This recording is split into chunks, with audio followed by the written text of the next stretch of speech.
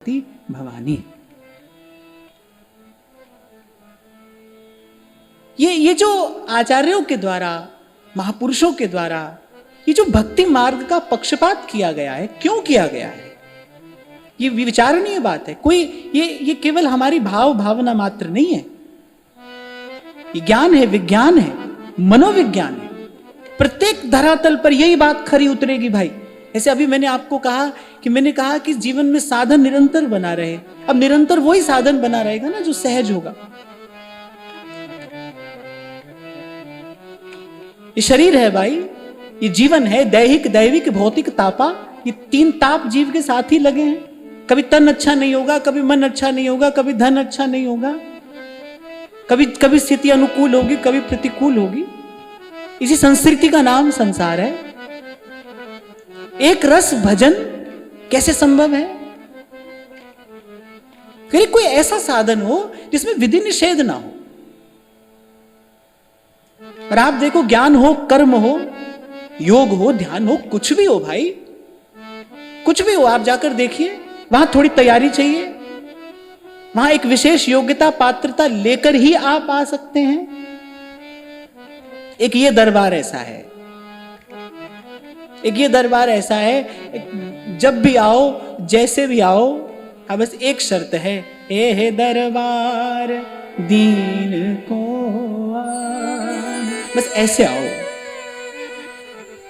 कभी भी आओ आप, कैसे भी आओ आप, पर आप बस ऐसे आइए, बड़े आदमी बनकर मत आना।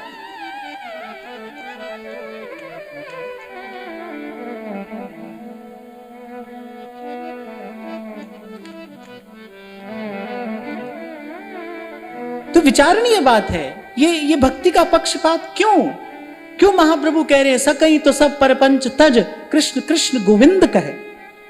श्रीमद् भागवत उद्घोष करती, काम सर्व कामो वा मोक्ष काम उदार धीहि, तीव्रेण भक्ति योगेन भजेत पुरुषम परम।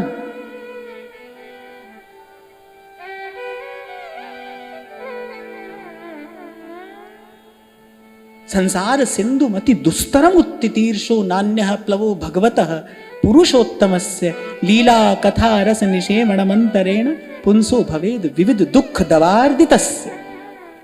कौन है? अरे जाओ देखो, खोजो, कौन है? कौन है जो तुम्हारे दुख को सदा सदा के लिए दूर कर सकता है?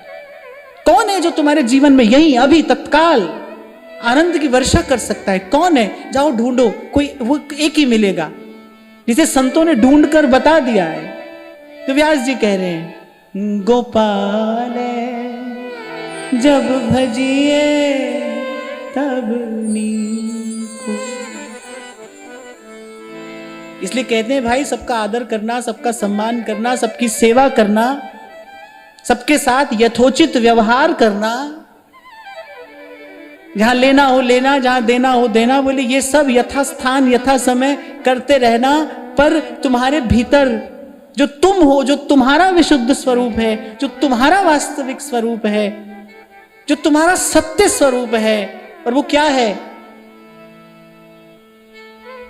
क्या है? प्रेम है।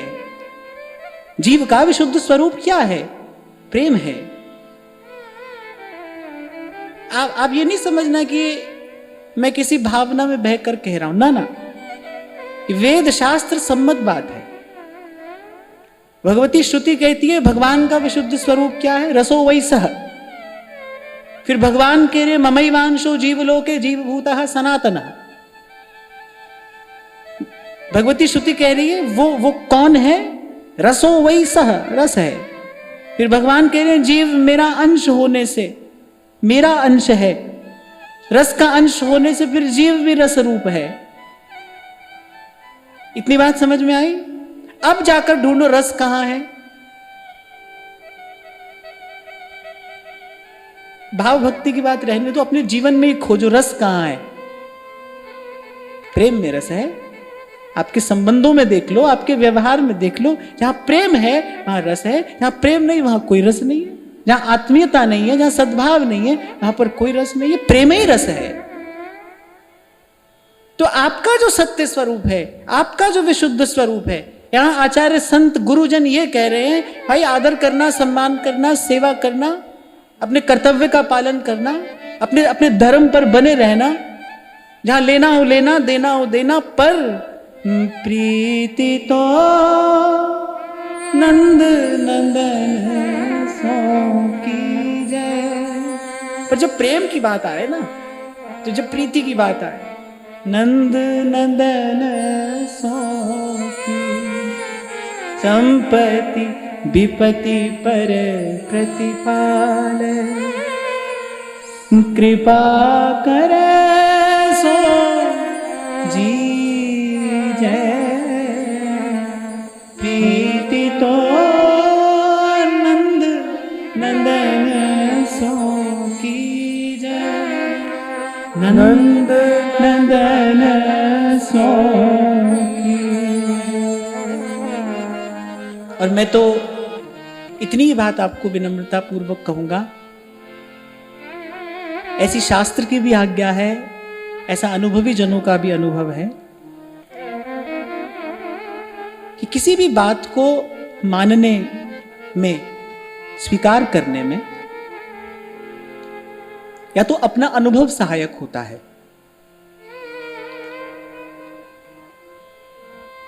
या अपना अनुभव सहायक होता है, या अनुमान। और अनुमान और अनुभव में अनुभव श्रेष्ठ है, अनुभव बड़ा है। पर यदि स्वयं में अनुभव की सामर्थ्य ना हो तो कह रहे अनुभवी जनों के अनुभव के प्रति समर्पित होकर उस मार्ग को ग्रहण करना चाहिए। ऐसी भगवान की भी आज्ञा है, महाजनो ये नगतः सा पंथा। यही बात श्री मीराबाई साहब भी कह रही है ना कि जी मार्ग सब संत गया से वी मार्ग में जास्या। ये भगवान की भी आज्ञा है और ये भक्तों का भी कहना है कि संतों के मार्ग का अनुसरण करना है। इसीलिए मैं पुनः पुनः आपको कहता हूं भाई कि हो सकता है कि वेद शास्त्र की बात में हमारी श्रद्धा न बन पाई हो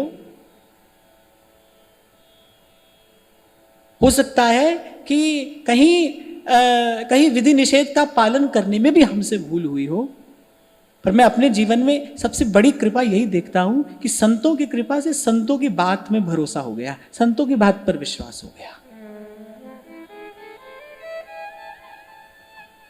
और आप इसे किंचित भी आत्मश्लाघा न समझिएगा। मैं अपनी बात नहीं कह रहा हूं, मैं अपनी